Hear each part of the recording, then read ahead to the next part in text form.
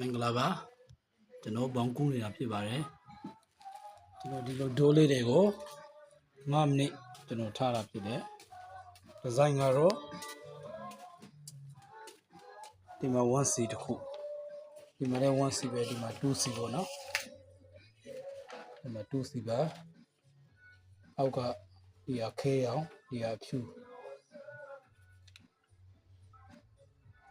ကဲတပုံနှစ်ပုံသုံးပုံလေးပုံခေါင်းလေးပုံထောက်မှာပါ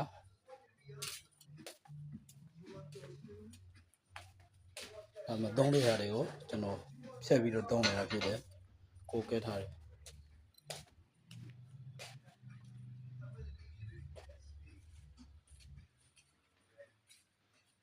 ကိုယ်တိုင်ထောက်တာပါဒီမှာ